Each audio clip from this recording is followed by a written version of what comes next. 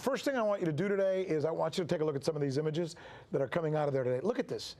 Here are Syrian soldiers celebrating, right? There's pictures here, too, of some citizens holding up flags in Aleppo province. There it is. Look at that. And they're waving them in Aleppo, announcing that they, Syria, have taken control of these territories. You know, those territories in and around Aleppo again. Somewhat historic, right? As you look at these pictures, these are montages of all the pictures that are coming out of there today. There's the soldiers coming in and out of Aleppo again, celebrating.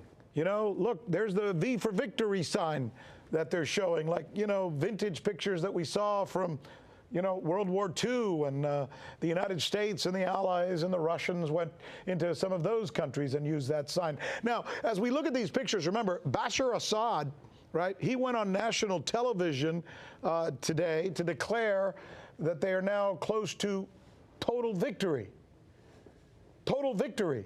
I mean, Syria back in Assad's hands, I guess is what he's saying, but not so fast, right? Not so fast, says Turkey's Recep Erdogan.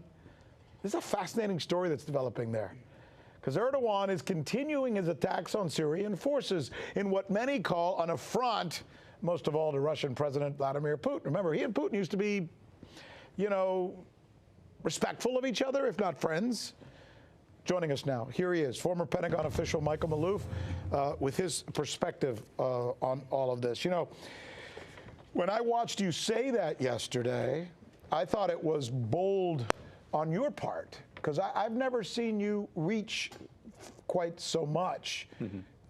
Explain to us what your analysis of this Erdogan person is at this point. Well, there are a lot of elements coming into this that add up to me, leading to me yesterday to basically say that Erdogan has some very serious problems, and that there might be, and that we see both Russia and now the United States beginning to minimize him, because he's resisting all efforts by, especially by Putin and the Syrians, to stop firing on the Syrians. And the question is, what is he doing there? Why does he stay? And he backs up the militias that are in that area, and they have now been are now being led by Al Qaeda, which constitutes about 80% of all these foreign forces. And he hasn't lived up to his agreement of the Sochi 2018 agreement, whereby he was supposed to separate them out, and he hasn't done that. So he seems to be right now, by your description and by some of the reports. By the way, speaking of reports, I should mention to our viewers, there were 2 meetings today. Apparently, the Russians tried to meet with Erdogan and his people, and they met with him in Moscow, they met with him in Aleppo. As far as we can tell, no progress. So this guy's kind of stubborn, kind of a lone wolf, and I guess, not to put words in your mouth, a destabilizing force right now in Syria? It's beginning to be that way, but what's happened is that both Putin and Assad have basically said, the heck with Erdogan, we're going ahead, notwithstanding his threats, and they've basically taken over his outposts in that region. And if he continues to resist, then the question is, what is he still doing there? And my view is that unless he is stopped by these other forces, and I might add, he's also upset Putin for 2 other reasons. Number one, he basically refuses to recognize annexation of Crimea by Russia, and secondly, he just did an arms deal with Ukraine. I mean, that doesn't settle too well in Moscow. So what is he doing?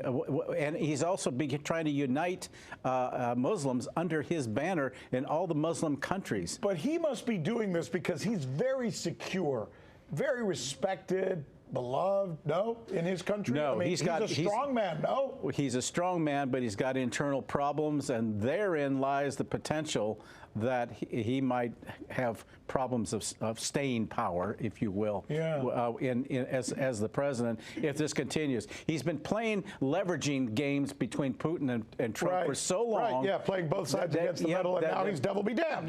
And now he's basically burning himself.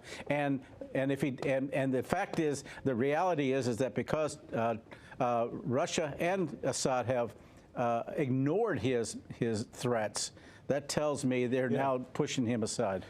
You know, interesting analysis. Thank you. We'll stay on top of this. Yeah, absolutely. And you know, we'll see what happens. Yeah. Thanks, Michael. Thank you. Tonight, how the CIA scammed the world, pretending to be a Swiss company that sold encryption services. What a story. I mean, here's how it happened. Crypto AG is a Swiss company that built out an encryption platform so countries all over the world could code their messages so nobody could read them or hear them or understand them, right? So 120 different countries bought this service. India, Iran, countries in Europe, countries all over Latin America. And they all thought they were working with an independent company that was based in a neutral country, right? Everybody trusts the Swiss. Wrong. What none of these crypto AG customers knew, these countries knew, was that the company was secretly owned by the CIA, who was actually reading or listening in on everything that they were talking about for more than half a century. What a story. Joining us now, perfect.